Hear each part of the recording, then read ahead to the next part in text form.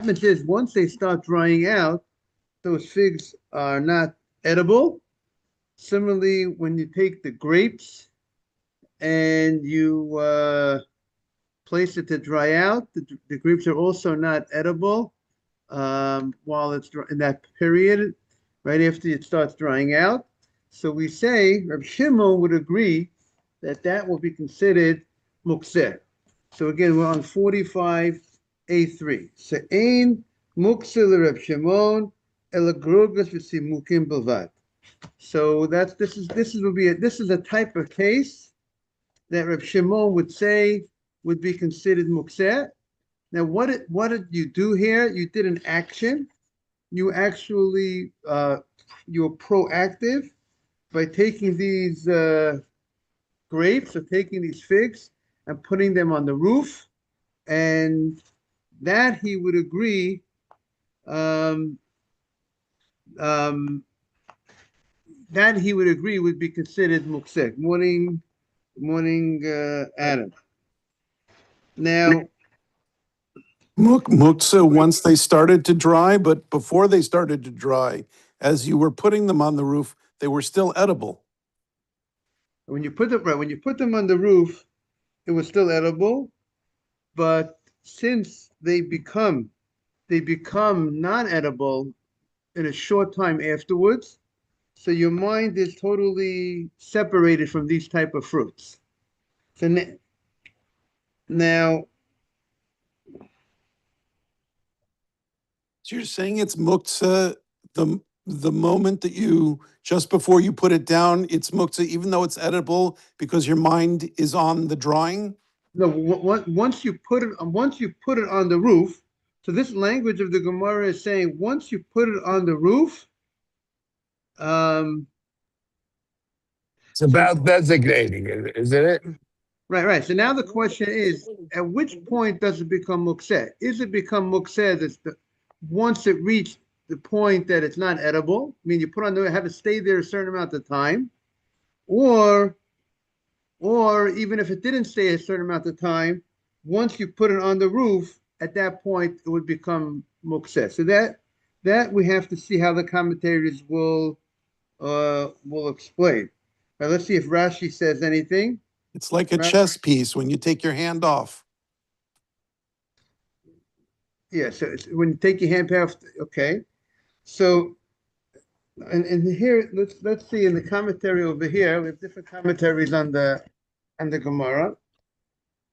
So that's the question. Would we say it's muktzah, or Shimon would hold it's muktzah, even if it did not actually dry out yet, but once you did that, you made that move.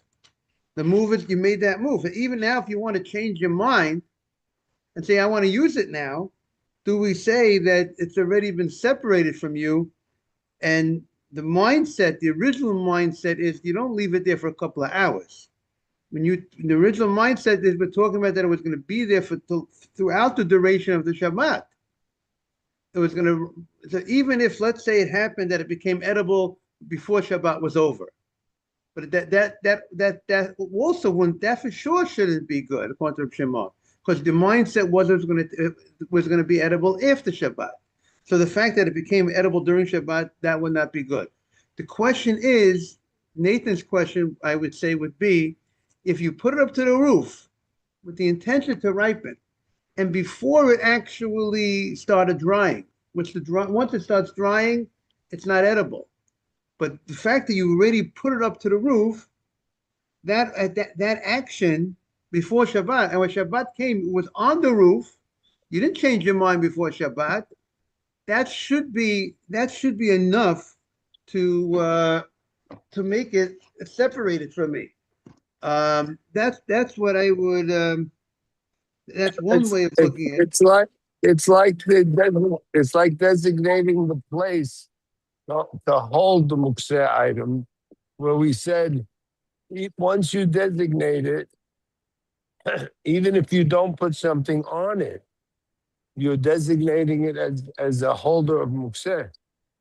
And Reb Shimon said, like, when we had made the bed a place where if you're going to put money there, and let's say you put money there during the week or whatever, and then on right before twilight or right before Shabbat, you didn't put money there, but you designated it. That's you can't touch. You can't move the bed. But that's if it was designated and you designated So, the bed and you already used it for money before but Shabbat, but right? but but not Friday night. You did it on Tuesday, whatever. Once you Right, designate it. So right. now here, once I designate this fruit that it's going to be dried, and I'm leaving it there before Shabbat. Why is it any different logically from From the designating it? right, right. So you should know. I found in Sfat Emet, one of the converts, the Ger Rebbe, he says this point. He says this point that even if the fruit will be mukse even before it actually started rotting or started getting unedible as a result of not rotting, unedible as a result of the process of the ripening, since that is the norm, that right after you put it on the roof, it becomes not edible. So he's going with what we're saying. That's what we were saying. That already that's muksa, like Mark, you're saying the same idea with the bed that was designated and was used for a bed, used for to hold money, and before the Shabbat. So that's what he says. So the Sfat Emes says that point that we're saying. So Rav Shimon would hold that is called the fruit is muksa. Once you put it on the roof, it's normal to get unedible right away. It's not like it's something that takes time, that maybe you'll switch your mind and something. It seems like the fact that it's normal to get unedible right away, that's the process of the drying up process. That's called mukseh. Rav Shimon would agree that is mukseh. What do you do with something that Right. becomes inedible and then becomes edible on Shabbat? Let's say 3 p.m, it's sufficiently dried that you would be able to eat it. Right. Is that available to you? So according to Rav Shimon holds the fact that something is not edible bein hashmashot, but if it's something is separated from you bein hashmashot, but if it's not going to be separated from you later, let's say Rav Shimon would hold if you have a menorah, Shabbat lamp that you burned oil in it, he holds it's only mukseh during the duration of the time that it's on. But if you know it's going to go off, then he says then if you during at Friday night at 10 o'clock, he would hold, we don't hold that way, that it's not muksa anymore. The oil that's contained in the menorah is not muksa anymore because you know what's going out. But he admits if you light a large cup of oil that will last like a yard site thing, something that will last 25 hours, and then the fire goes out in 10 hours, it's muksa. So therefore, to answer your question, Nathan, what was when he put up the Grover and the Smukim, if you knew that it was going to be available 3 o'clock in the afternoon, it's going to be fit, so if Shimon would hold it, it's fine. 3 o'clock in the afternoon, it's fine. But until 3, you wouldn't be fine.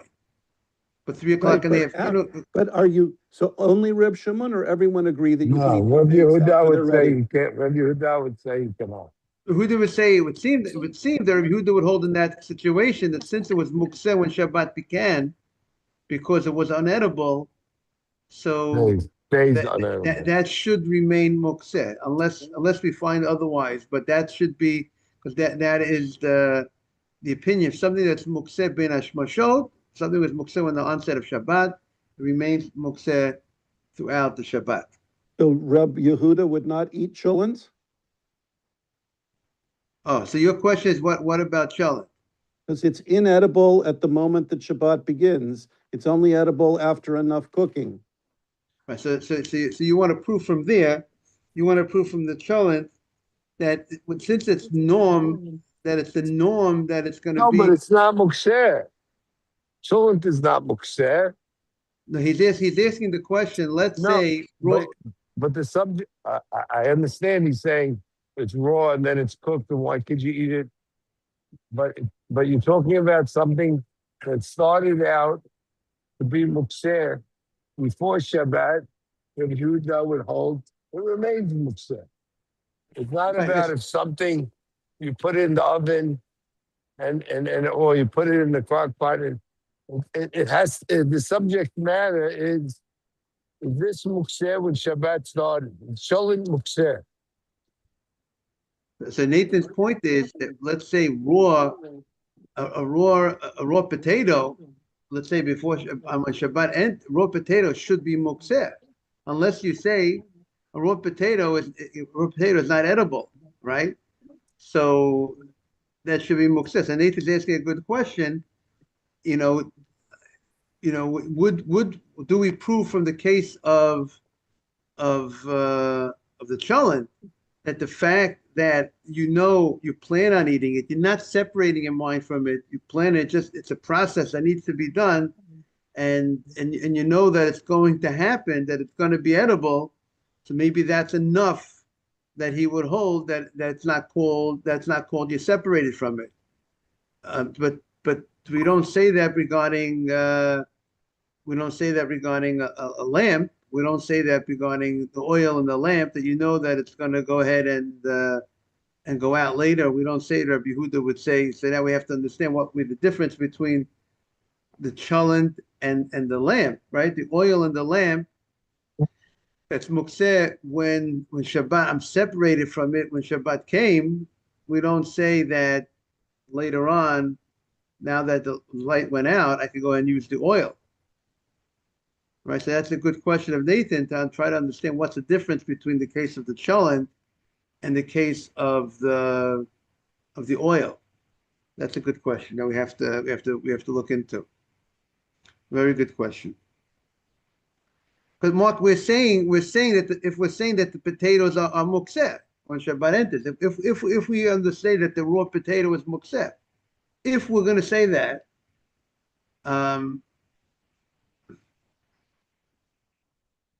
okay, so let's continue in the Gemara. So the Gemara says, lo, you're telling me only those type of foods. You told me the figs, the grapes.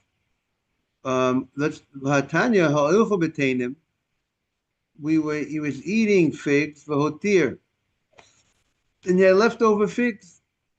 V'helem legag, and you decided, you know what, I have leftover figs. If I'm going to leave them out, they're going to get spoiled and ruined. So I might as well bring them to the roof, let them dry out, and they'll dry out. They'll have long shelf life. They'll be fine.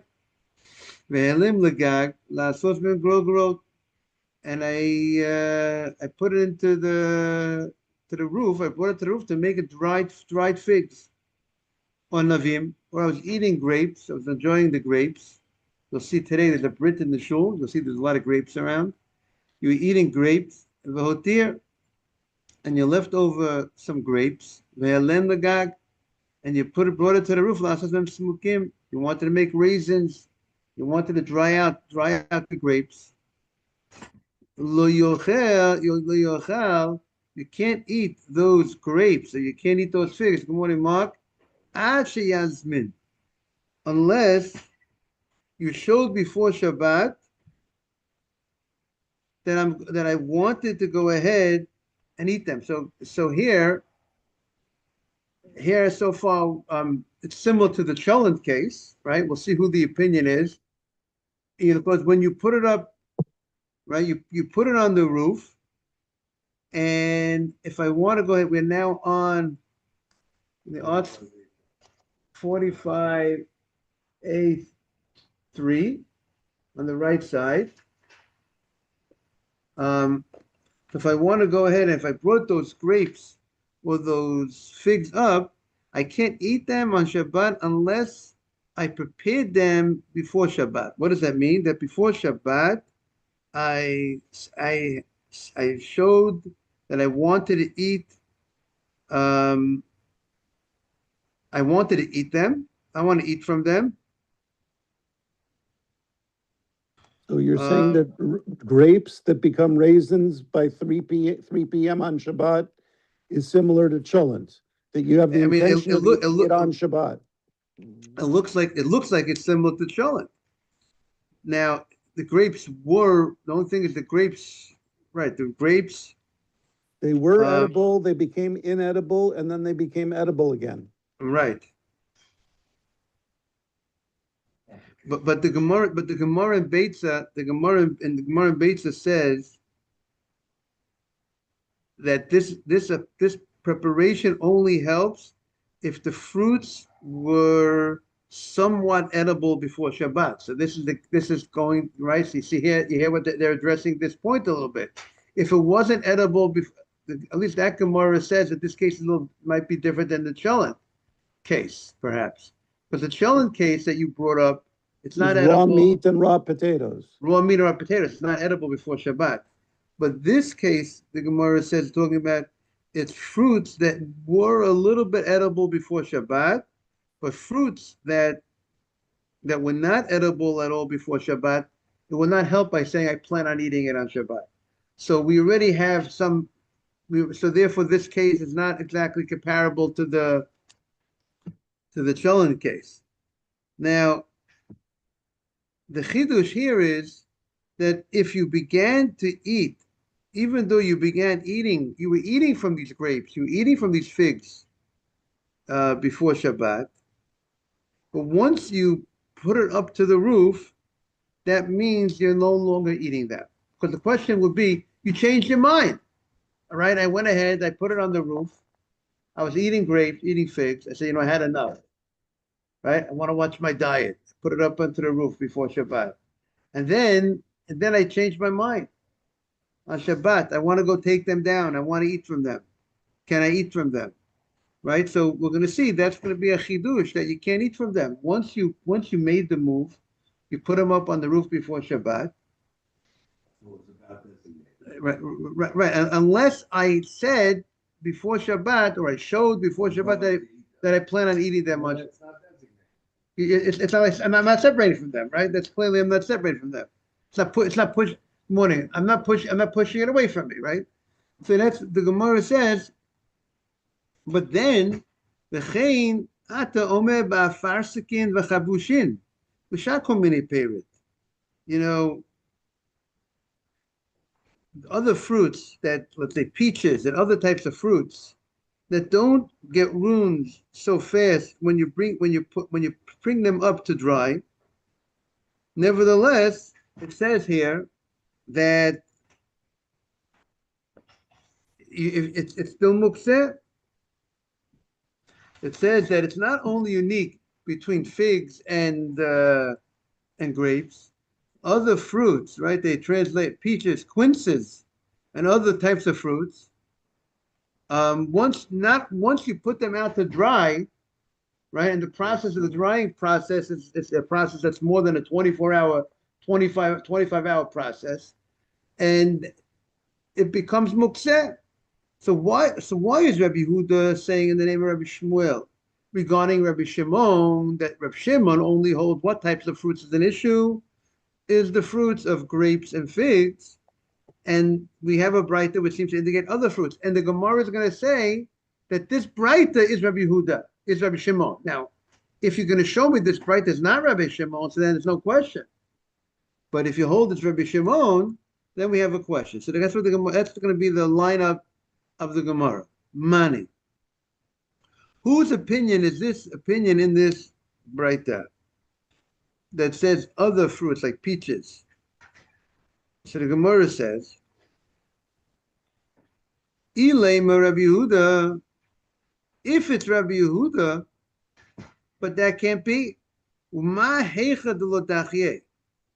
In a case where you did not actually push the fruit away, itlay is something that Rabbi Yehuda holds something is muksa even if you didn't push it away. Let's say you had fruit that was in a storage room, right? You didn't go ahead. It's just in the storage area. I might use it. I didn't push it away. It's not like I put it on the roof. I moved it to the roof. Morning, boker tov. It's regular storage.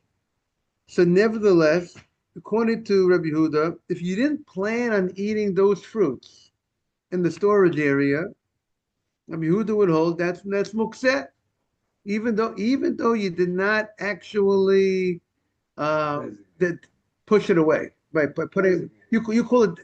See, the word designate when you, what are you referring to? We're referring to figs, and when we push it to the roof, I'll say, I use the, Box of things. You can't do it. so this is not a cabinet that's in this kitchen. Oh, I mean, it's a storage area. At least according to Rabbi Yehuda. I mean, the way we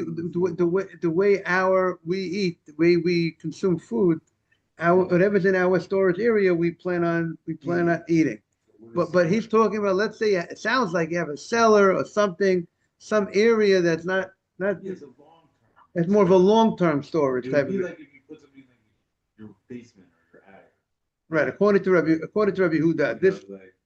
And you ran out of things upstairs. And you weren't planning, and you. Things in my basement. Okay, but were you plan? I feel like it was a different. I feel like we can't even conceptualize whatever they're referring to. You know, like the concept of like, I don't know, like where they're putting the food. Maybe if I have a barrel of dates, like in a tub, or a sealed tub in my basement, 10-pound barrel of dates, and I have a bowl of dates up there, and I finish my date. Right. Can't go Again, the question is those dates that you finished. I mean, was that something that you were? You didn't plan that. But he's saying the way the commentary is saying, I did not plan on eating these dates on Shabbat. I mean, so your case is, if I run out of food, and the norm thing is when I run out of some item, I go to that area to eat it. That's not called I wasn't planning on eating it. But you're talking about a case where it was clear. If I would have asked you, Mark, before Shabbat, do you plan on eating this food that's in the storage room area? You would say no. That's what you would say. But that's a declaration. You didn't make a declaration. No declaration. Again, there's no, and then there's. But what Rabbi Yehuda is saying is, if you don't affirmatively prepare it for use, then you can't use it, which is different. Forget about that. Yeah, we all agree if you say this is put aside some. But I think the message is from Rabbi Yehuda, you have to prepare everything you use. I guess that's again. I'm not saying you have to prepare. Again, we're saying in your mind. And you have to say it. You have to say it. What is the mindset? That's the question. Is your mindset is that if I would ask you before Shabbat, I would take a poll and I would say, do you plan on eating this food on Shabbat that's in the storage area? So you would say no, because if you would plan on eating it, you would have taken it. You would take it out of the storage area. This happened to be the Shabbat. Yes. This Shabbat it happened. Yeah. My wife dates too many dates. Okay, so we have this big box of dates, a 10-pound box. It's in the closet, my front closet. I didn't even know it was there in an apartment. In my house. Right. In my closet, I don't know it's there. She has a bowl of dates. The last one came. All of a sudden, I'm in the closet. I said, honey, we have a whole box. I opened the box and ate a date. Now, don't tell me that box of dates is muktzeh. Because according to Rabbi Yehuda, he's saying that's muktzeh. It's in my storage closet. Yeah, but I think our mindset is what we got, whatever we have, we plan on eating. I presume that now. They make that the house so big that No, but if they would. That is warehouse. That's their house. It's a storage area. If remember, these are farmers. These are people having. But bottom line, Mark, whatever you have in your house, if you have a mind, if I would ask you before Shabbat, Mark, that's sure. Mark, what's with those dates? And I never will lose focus when we use those dates. I don't know about it today, but whenever I find it, I have a mind to use it. But something that if I would ask you before Shabbat, according to Rabbi Yehuda, these which was in this storage area, are you plan on eating them? No, I don't plan on eating them. So that is called that is a mindset. I mean, if you would ask the question, so I'm saying, even though I didn't make the move, meaning I didn't make a real move to, you know, to push them away. Right. The Gemara doesn't call that really making a move. Um, you know, when you're leaving, they make it when you put something on the roof, that's a much more active act. And therefore the Gemara is saying, now let's say that the Gemara is saying, Rabbi Yehuda, right, so the Gemara is saying right.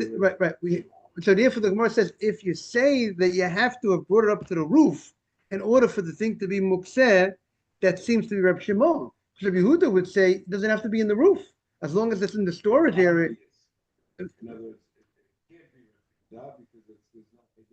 Right, and not only won't be a chidush, it won't be true because it would imply only if you put it to the roof. But if you didn't, he's saying beyond it. Right, that's the Gemara.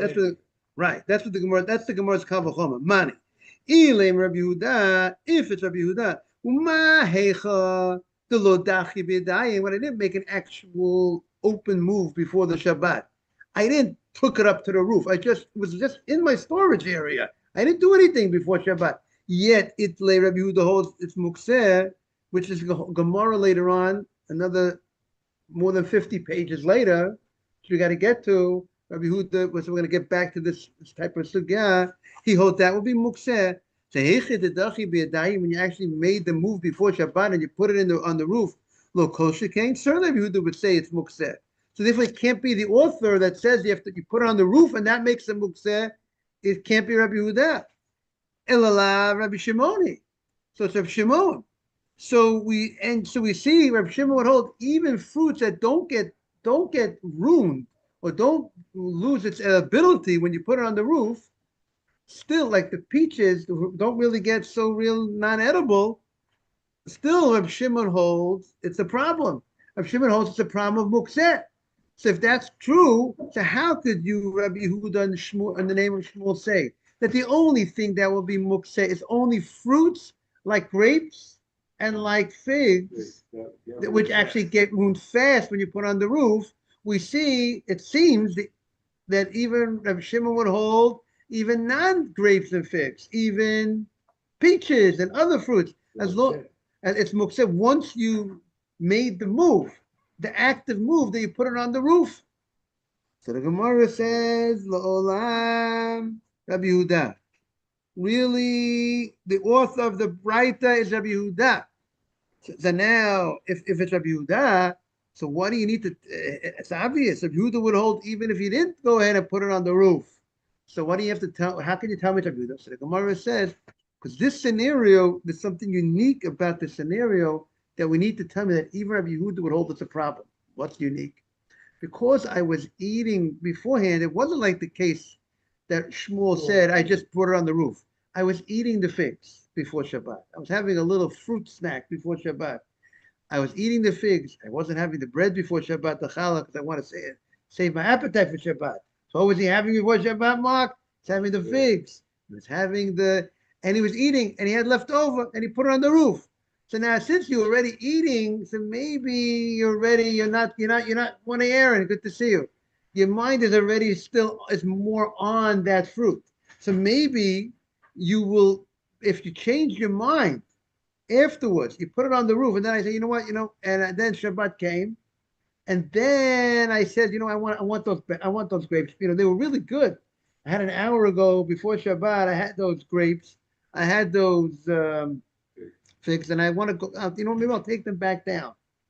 So the fact that I was involved in eating them before Shabbat, maybe that you might have thought perhaps that's not called losing focus, separating from it. Muk says I separated from this food. I put it on the roof, I separated from it, but because I was eating from it beforehand, maybe I'm still like connected to it. You might not call that putting it on the roof enough of a separation. The novelty tells us that it is considered enough.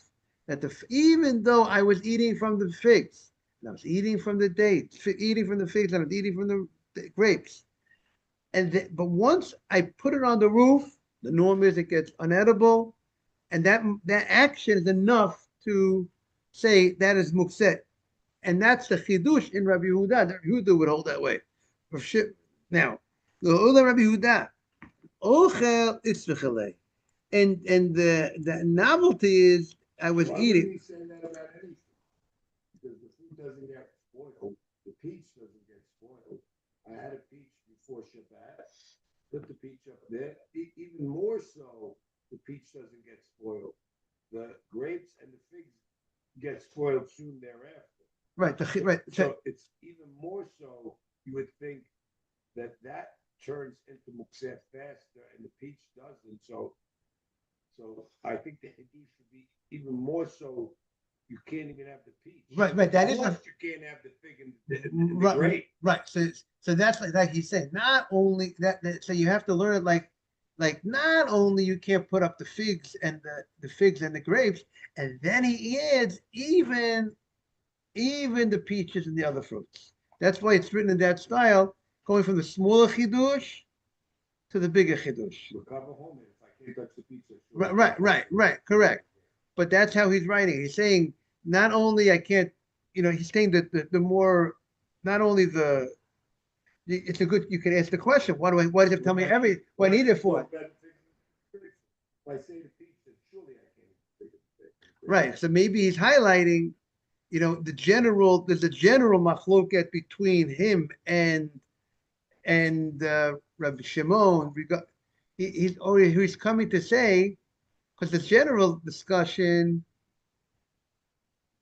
according to what the Gemara is saying, Rabbi Shimon holds the only case is that Rabbi Shimon would agree is figs and grapes. Rabbi Shimon would agree that there is a problem, right? Rabbi Shimon would not agree with the peaches. So maybe by saying it this way, he's saying he gives the standard case where everybody would agree. No, everyone agree with the figs. I'm saying, you can't eat it. Then he goes a step further by saying maybe that's why he lined it up in that fashion. And now I'm going to tell you something that. No, but if he just said you can't eat the peach, then you will know the figs and the grapes.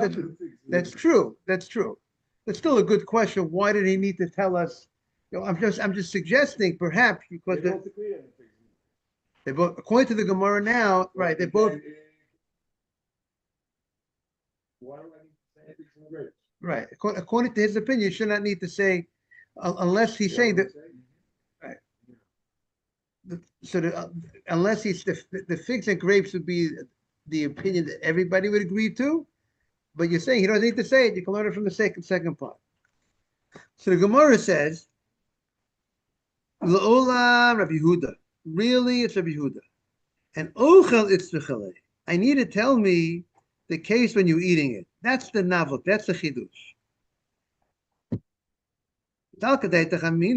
You might have thought, kivan ka'ochav ozo, since you were eating the fruits, so lola baye azmana, you would have thought that I don't need to have in mind before Shabbat that I want to use these fruits. I was eating it right before Shabbat. So maybe just the fact that I was eating it is enough, even though I put it on the roof. I don't have to have in mind that I'm going to use these fruits on Shabbat.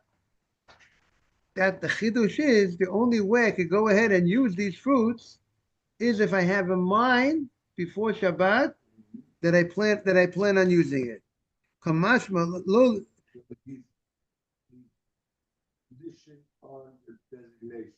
He's putting it on.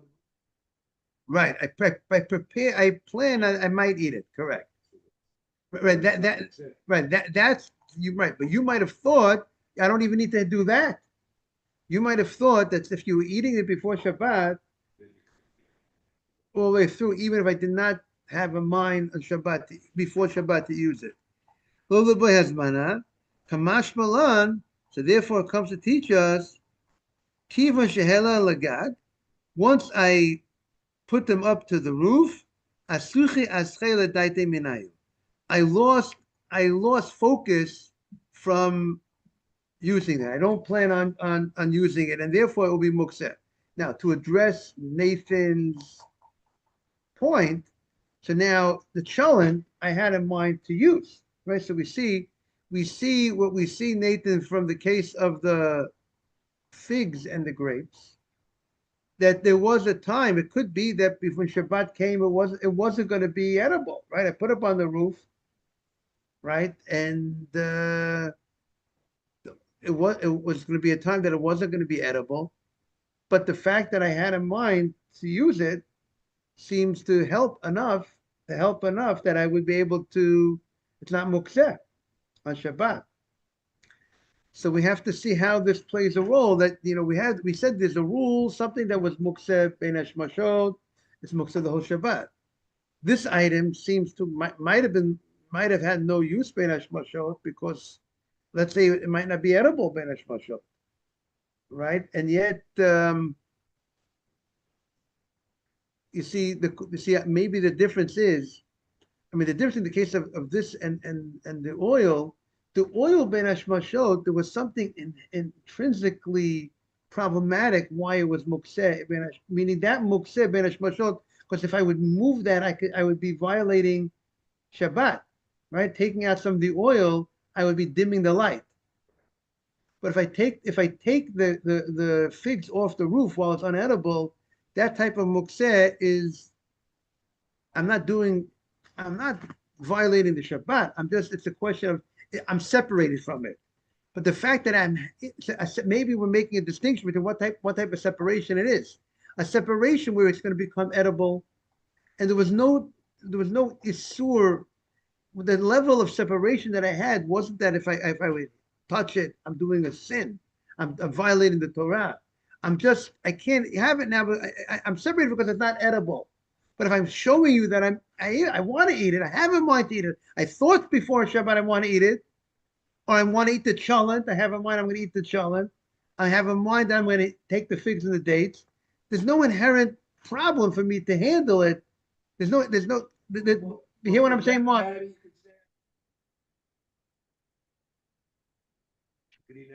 If I would have had in mind, like I said, that would be fine.